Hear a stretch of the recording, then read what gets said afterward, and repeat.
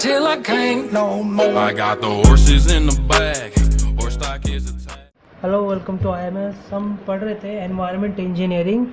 जिसमें हम नेक्स्ट हमारा वो है सीवेज ट्रीटमेंट, मतलब वेस्ट वाटर ट्रीटमेंट। तो हम इसमें मेन टॉपिक करेंगे जिसमें से न्यूमेरिकल बनते हैं, वो है हमारा biochemical oxygen demand. Biochemical oxygen demand का मतलब क्या होता है कि इससे ये डिमांड होती है, ऑक्सीजन की एक डिमांड होती है जो जितने भी उसमें एक वेस्ट वाटर है, मतलब एक कंटेनर में एक वेस्ट वाटर है, उस वेस्ट वाटर के अंदर जितने भी बायोडिग्रेडेबल, मतलब जितने भी माइक्रो ऑर्गेनिजम्स हैं, एरोबिक मतलब माइक्रो ऑर्गेनिजम्स है ना, माइक्रो ऑर्गेनिज्म मैटर्स हैं जो केमिकल, उन सब के अंदर उन सब का ऑक्सीडाइजेशन करने के लिए जो ऑक्सीजन की जो डिमांड है, मतलब कितनी ऑक्सीजन लगेगी उन सब का ऑक्सीडाइजेशन करने के लिए, उसे कहते हैं बायोकेमिकल ऑक्सीजन डिमांड, जो शॉर्ट में हम कहते हैं BOD। ठीक है, ये होता है, मतलब हमारे एक वेस्ट वाटर के अंदर एक कुछ हद तक हमें ऑक्सीजन चाहिए होती है, जिससे उसके अंदर जो वेस्ट वाटर के अंदर जो ऑक्सीजन, वो जो अपना माइक्रो ऑर्गेनिजम्स हैं उनका ऑक्सीडाइजेशन हो जाए, उनको वो ऑक्सीडाइजेशन हो जाए, वो होता है हमारा बायोकेमिकल ऑक्सीजन डिमांड। अब बायोकेमिकल ऑक्सीजन डिमांड उससे है ना, ऑक्सीजन की क्वांटिटी और इफ़िशियंसी उसकी सही रहती है, उससे वेस्ट वाटर की क्वांटिटी ऑफ ऑक्सीजन बढ़ जाती है और उसकी इफ़िशियंसी अच्छी होती है। ये दो तरह के होते हैं, दो स्टेजेस में होते हैं, ये हमारे पास ये दो स्टेजेस में होते हैं। ये एक हमारे पास ये यहाँ पे हमने ऑक्सीजन डालना चालू किया, ऑक्सीजन डालते डालते एक यहाँ पे फर्स्ट स्टेज ऐसी रहेगी जहाँ पे हमारे पास जो कार्बन है, जो कार्बन के जो मैटर है उनका हमारे पास ऑक्सीजन होगी, ऑक्सीडाइजेशन होगा, जो कार्बन के जो मैटर हैं है ना उसका ऑक्सीडाइजेशन होगा, और फिर इसके बाद जो हमारे पास ऑक्सीडेशन की उसके अंदर नाइट्रोजन का ऑक्सीडाइजेशन होगा। जैसे हम देख रहे हैं यहाँ पे कार्बोनियस मैटर का जो ऑक्सीडाइजेशन होगा उसे फर्स्ट स्टेज में कहते हैं, और नाइट्रोजन मैटर का जो ऑक्सीडाइजेशन होता है उसे हम NBOD सेकंड स्टेज में कहते हैं। हमारे पास यहाँ पे मेन ये BOD ये पढ़ेंगे हम यहाँ पे, ये भी होता है ये, लेकिन थोड़ा हाई लेवल में पहुँचाता है ये। ठीक है, ये भी हम थोड़ा बहुत व्यू देखेंगे, ऊपर से देखेंगे, लेकिन अपना ये होता है टोटल BOD, जिसमें ये हमारा इंपॉर्टेंट होता है। ठीक है, यहाँ तक हमारे पास होता है, यहाँ तक कि यहाँ से लेके यहाँ तक होगी कि यहाँ पे सिर्फ कार्बनाइजेशन, मतलब जो कार्बन के जो हो रहा है उसका ऑक्सीडाइजेशन हो रहा है, और अब जैसे माइक्रो से वो कार्बन की चीज़ों से बनते हैं। बस इसके दोनों के बीच में हम थोड़ा फ़र्क देख लेते क्या होता है नाइट्रोजीनियस डिमांड और कार्बोजीनियस डिमांड। नाइट्रोजीनियस डिमांड और कार्बोनियस डिमांड क्या होती है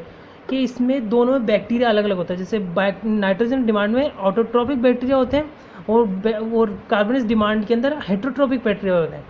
फ़र्क क्या होता है कि जो नाइट्रोजन और उससे डिमांड होता है उनको कार्बन चाहिए ग्रोथ के लिए, सिर्फ कार्बन, ओनली कार्बन चाहिए उनको ग्रोथ के लिए। तो जो CO2 जो होती है वेस्ट वाटर में, जो CO2 होती है, उन CO2 को वो ब्रेक करते हैं और फिर जो उसमें से जो कार्बन बनती है उससे वो लेते हैं। तो ब्रेक करने में उनकी बहुत ज़्यादा मतलब एनर्जी बहुत ज़्यादा स्पेंड हो जाती है, बहुत ज़्यादा मात्रा में एनर्जी स्पेंड होती है।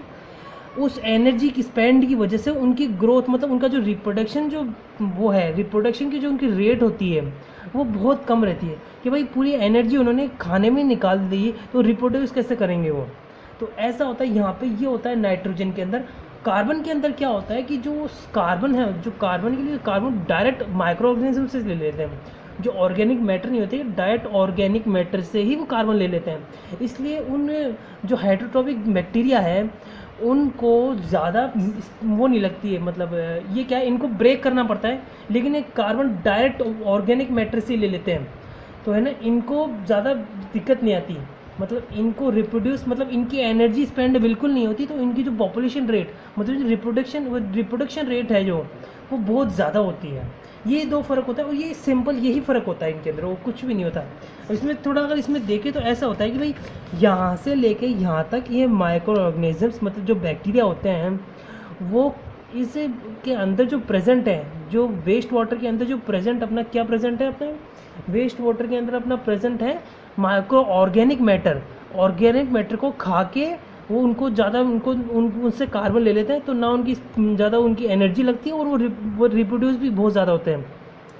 लेकिन इस स्टेज के बाद, फर्स्ट स्टेज के बाद यहाँ से यहाँ तक है ना, उनको बहुत ज़्यादा एनर्जी लगती है, क्योंकि वो सिर्फ कार्बन खाते हैं, उनको CO2 में से कार्बन ब्रेक करनी होती है, इस वजह से उसकी एनर्जी लगती है, और इस वजह से उनकी पॉपुलेशन रेट बहुत स्लो है। तो टेस्ट इसका एक ही टेस्ट होता है, बीओडी का लैब के अंदर एक ही टेस्ट होता है, वो होता है डाइल्यूशन मेथड। डाइल्यूशन मेथड का मतलब क्या होता है भाई, एक वाटर के अंदर डाइल्यूट कर दिया उसको। डाइल्यूट का मतलब क्या है भाई, अगर सिंपल भाषा में देखें, अगर डाइल्यूट का मतलब अगर सिंपल भाषा में देखें तो भाई हमारे पास जो 10 मिलीलीटर हमारे पास एक वाटर है, वेस्ट वाटर, तो उसमें हमने प्लस कर दिया 100 मिलीलीटर डाइल्यूटेड मतलब डिस्टिल वाटर इसमें मिक्स कर दिया इसके अंदर, है ना। तो ये हमारा होता है डाइल्यूशन, मतलब इसका कंसंट्रेशन कम करना, डाइल्यूशन, इसको कहते हैं डाइल्यूशन मेथड होता है। इसको इसका फाइंड आउट करने के लिए, है ना। अब ये कैसा होता है, थियोरेटिकली कुछ ऐसा होता है ये भाई, थियोरेटिकली ऐसा होता है कि अगर आपको जो बीओडी हो वो कभी ख़त्म नहीं होगा, मतलब ये बीओडी जो प्रोसेस होता है वो टाइम जो होता है उसका, वो टाइम लिमिट इन्फानाइट होती है, वो बीओडी कभी ख़त्म नहीं होता, ये होता है थियोरेटिकली। लेकिन अगर अपन प्रैक्टिकली देखें ना, तो प्रैक्टिकली होता है कि जो इन लैब के अंदर होता है 5 दिन के अंदर अंदर 60 से लेके 70 जो माइक्रो ऑर्गेनिजम्स हैं उनका अपने पास वहाँ पे डिमांड ऑक्सीजन ऑक्सीडाइजेशन हो जाता है, मतलब 60 से 70% वहाँ पे बैक्टीरिया का ऑक्सीडाइजेशन हो जाता है 5 दिन के अंदर अंदर। और 20 दिन के अंदर अंदर 95 से लेकर 99% लोगों को वहाँ पे जो माइक्रो ऑर्गेनिजम्स है उनका ऑक्सीडाइजेशन हो जाता है। ये फ़र्क होता है हमारे थियोरिटिकल और प्रैक्टिकल के अंदर। प्रैक्टिकल मतलब लैब के अंदर, ठीक है। अब यहाँ पे हम थोड़ा अलग चीज़ देखते हैं भाई, क्या है, एक सैंपल लिया हमने, है ना, सैंपल लिया, डिल्यूटेड सैंपल करती है, उसमें एरेटेड वाटर, मतलब उसको, है ना, एक सैंपल को हमने एरेटेड वाटर, मतलब उसके अंदर थोड़ा सा एरेटेड, मतलब हम पता है एरेशन क्या होता है, वही वाटर हमने मिला दिया इसके अंदर, है ना। तो शुरुआत के जो डिजॉल्व ऑक्सीजन होगी वो होगी अपने 5 दिन के अंदर, वो 5 days at 20 डिग्रीज, हम उसको 5 दिन तक रखेंगे 20 डिग्रीज के लिए, वो अगर अपना इनिशियल डिजॉल्व ऑक्सीजन होगी। और जो फाइनल डिजॉल्व ऑक्सीजन होगी वो 5 डिग्री पे, वो 5 दिन के ऊपर 20 डिग्री सेल्सियस पे है। तो वो कैसे फाइंड होगी, वो फाइंड होगी इनिशियल माइनस का final DO multiply by dilution factor. अब डाइल्यूशन फैक्टर क्या होता है, डाइल्यूशन फैक्टर होता है कि volume of diluted sample divided by volume of undiluted sample. Undiluted sample जैसे कि मैंने बताया था अभी इस टाइम पे ये होता है, तो वॉल्यूम डाइल्यूटेड, ये होता है डाइल्यूटेड और ये अनडाइल्यूटेड। तो मैं यहाँ पे मतलब 100 डिवाइडेड बाय 100 ये कर दिया तो हमारे पास 10 वो आ गया हमारे पास 10। तो ये हमारे पास है dissolve factor, dilute factor, sorry ये हमारा है डाइल्यूट फैक्टर, हमारा ये है, क्योंकि इसमें पता चल रहा है। ये देखिए भाई 10 ml है, 10 ml में 10 ml को अपन ने 100 ml कर दिया, उसमें हम मतलब उसमें हमने 90% उसमें हमने वो 90 जो है उसमें हमने वो डाला है, हमने डाइल्यूशन डाला है, मतलब क्या हमने डिस्टिल वाटर डाला है 90 ml, तो वो दोनों मिलके 100 ml बन गया। तो हमारे जो 10 ml जो है ये हमारा डाइल्यूशन फैक्टर है। अगर परसेंटेज में देख क्वेश्चन के अंदर तो भी दिक्कत की बात नहीं, अगर 5% डाइल्यूशन है तो 100 डिवाइडेड बाई 5, क्योंकि 5 मिल रहा है, 100 डिवाइडेड बाई 5 कर दिया 20, मतलब 20 यहाँ पे हो रहा है इस पर। तो ये सिंपल चीज़ होती है, ज़्यादा कोई दिक्कत की बात नहीं होती है। बीओडी एकदम आसान सी चीज़ है, उसका न्यूमेरिकली बहुत ईजी होता है। अब आगे देखते हैं हम भाई बाय डाइल्यूशन। अब हम डाइल्यूटेड वाटर उसके अंदर डालते हैं तो हमारे पास क्या चीज़ें निकल के आती है, तो we provide sufficient oxygen for incubation period. मतलब अगर जब हम वहाँ पे डाइल्यूटेड के अंदर पानी डालते हैं, मतलब जो डाइल्यूटेड पानी डालते हैं उसकी वजह से जो वेस्ट वाटर होता है उसके अंदर जो ऑक्सीजन होती है वो सफिशिएंट हो जाती है, मतलब पूरा माइक्रो ऑर्गेनिजम्स को ऑक्सीडाइज करने के लिए सफिशिएंट हो जाती है। तो हमारे पास कुछ ऐसा हमारे ग्राफ्स है। ये हमारा इनिशियली हमने जो यहाँ पे डाला, हमने जो ऑक्सीजन डिमांड लगाई और ये हमारा टाइम जा रहा है ऐसे। तो ये बीओडी रिमेनिंग है, ये कितना बच रहा है बीओडी और ये कितना टाइम है, ठीक है, मतलब ये हमारा टाइम जा रहा है और ये जो ऊपर उठा है ये हमारा बीओडी है, ठीक है, ऐसा है हमारा। तो हमारे पास जो इसके बेस पे हमने किया जो एलटी है, मतलब एक टाइम पे ले गए हम एलटी पे, उसको एलटी को हमने डिवाइड इसके ऊपर हमने वो कर दिया इसको। ये अपना मेन चीज़ होती है, जो अपना एलटी जो होता है, मतलब जो बीओडी रिमेनिंग जो बचा हुआ बीओडी है वो डिपेंड करता है जो टाइम, जिस टाइम लिमिट में हमारे पास जो प्रोसेस हो रहा है वो हो रहा है, तो उसको हम यहाँ पे के कांस्टेंट लगा देते हैं। जो भाई हमारे पास यहाँ पे वो है हमारे पास है ना, तो इसको के कांस्टेंट लगा दिया, हम नेगेटिव में के कांस्टेंट लगा दिया, कांस्टेंट है ये के। तो फिर अब हम दोनों तरफ इसको हम इंटीग्रेट कर देते हैं, दोनों तरफ इंटीग्रेट कर दिया हमने, तो डी को डी टी इधर इसको इधर ले गए हम, तो इसको यहाँ एल 0 से लेके एल टी तक कर लिया, मतलब 0 टाइम से लेके किसी एक टाइम, ये टी तक मान लो, किसी एक टाइम तक हमने इसको ले लिया, ठीक है। इज इक्वल्स टू वही सेम चीज़ यहाँ से किसी एक टाइम तक ले लिया, 0 से लेके टी टाइम तक, के constant L T D T हो गया अपने पास, ठीक है।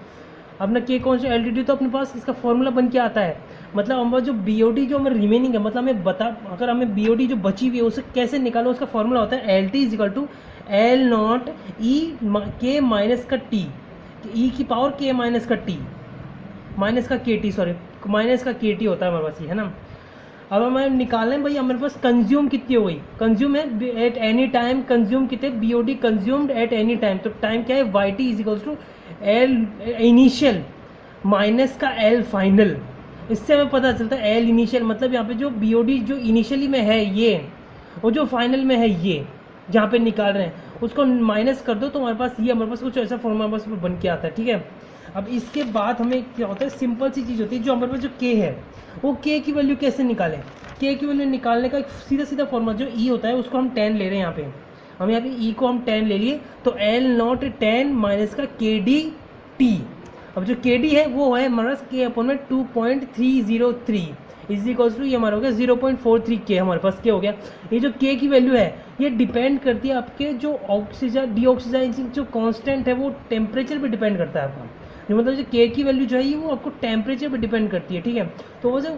फाइनल में हमारे पास के की वैल्यू निकालने का हमारे पास फॉर्मूला कुछ ऐसा है, के डी टी डिग्री सेल्सियस पे, मतलब टाइम डिग्री सेल्सियस पे, तो के डी 20 डिग्री सेल्सियस पे जो हमारे पास टाइम पे है वो 20 डिग्री पे,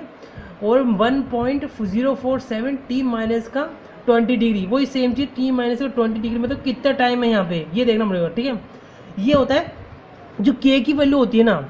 वो मोस्टली आपको न्यूमेरिकल में दे देंगे, आपको कोई क्वेश्चन है ना उसके अंदर के की वैल्यू आपको न्यूमेरिकल में दे देंगे, 0.2 हो जाएगा, 0.3 हो जाएगा, ऐसे के की वैल्यू आपके पास आती है, और ये आपका सिंपल है, मतलब आपको के की वैल्यू को यहाँ पे पुट करना है और आपका आंसर आ जाएगा, सीधी बात। अब नेक्स्ट में हम यहाँ पे देखेंगे, हम अभी देखते हैं इसके अंदर नेक्स्ट में क्या, अभी देख लेंगे इसमें न्यूमेरिकल कैसे होता है इसका न्यूमेरिकल, ठीक है। अभी हमारा क्वेश्चन कुछ ऐसे है, देखो, for a waste water B O D, हमारा जो बी ओ डी है वो 20 डिग्री, एक वेस्ट वाटर का सैंपल है, उसमें जो बी ओ डी है वो 20 डिग्री पे हमारे पास इतना बचता है, इतना निकलता है हमारा, है ना। अब उसी वाटर के लिए बी ओ डी 5 दिन के लिए, ये 5 दिन का है, वही वाटर पे 5 दिन का बी ओ डी 30 डिग्री पे हो, जैसे यहाँ 20 डिग्री पे था यहाँ पे 30 डिग्री पे है, तो हमें यहाँ 30 डिग्री पे निकालना है बी ओ डी, ठीक है। यहाँ पे जो के कांस्टेंट है वो 0.2 पर डे का है, तो हम कैसे निकाले देखते हैं हम। यहाँ पे सोल्यूशन है भाई B O D at 5 degree, B O D 5 at 20 degree Celsius, मतलब 5 दिन के B O D 20 degree Celsius पे हमारे पास इतना आ रहा है, ठीक है। और 5 दिन का बी ओ डी हमें निकालना है 30 डिग्री सेल्सियस पे, हमें यहाँ ये निकालना है, हमें ये हमारे पास इक्वेशन बन गई, ठीक है। 2 इक्वेशन से हमने ये कर लिया भाई, इसमें इसको डिवाइड कर देंगे और इससे डिवाइड कर देंगे, तो यहाँ पे हमारे पास 2 इक्वेशन को हमने ले लिया, 2 इक्वेशन से, और दोनों इक्वेशन से हमने हमारे पास ये चीज़ आ गई हमारे पास, ठीक है, क्रॉस मल्टीप्लाई करके ये आ गई हमारे पास। अब हमें क्या निकाला, हमें के डैश और ये के की कांस्टेंट निकालना है। के डैश का कांस्टेंट जैसे मैंने पहले बताया था, फॉर्मूला है इसका, के इज इक्वल्स टू के ब्रैकेट में 1.047, यहाँ पे पहले था टी माइनस का 20 डिग्री, अब टी माइनस का 20, टी यहाँ पे 30 डिग्री दे रखा है हमारे पास, तो 30 डिग्री माइनस का 20 डिग्री तो बस 10 डिग्री हो गया, और 0.2 के हमें दे रखा है, यहाँ पे के दे रखा है हमें, तो हमने यहाँ पे डाला तो हमारे पास के डैश की वैल्यू हमारे पास आई 0.316 है हमारे पास आई, तो 0. डैश की वैल्यू हमने यहाँ रख दी, यही फॉर्मूला है सेम टू सेम, के डैश की वैल्यू हमने यहाँ रख दी और के वाई की वैल्यू हमने यहाँ रख दी, तो हमारे पास बी ओ डी जो हमारे पास 5 है वो हमारे 30 डिग्री के लिए हमारे पास आया 251.26 मिलीग्राम पर लीटर के लिए। ये इतना छोटा सा होता है, इसका और कोई प्रॉब्लम ही नहीं है इसमें, मतलब ये होता है इसके अंदर 1-2 फॉर्मूले होते हैं जो आपको याद रखने थे। पहला फॉर्मूला अपने पास क्या होता है, अपने पास होता है L T is equal to L not bracket में 1 माइनस का ई माइनस का के टी, ये हमारे पास होता है फॉर्मूला, ठीक है। और दूसरा हमारे पास फॉर्मूला होता है हमारे पास ये नेक्स्ट वाला फॉर्मूला, के डैश इज इक्वल टू का के 1.047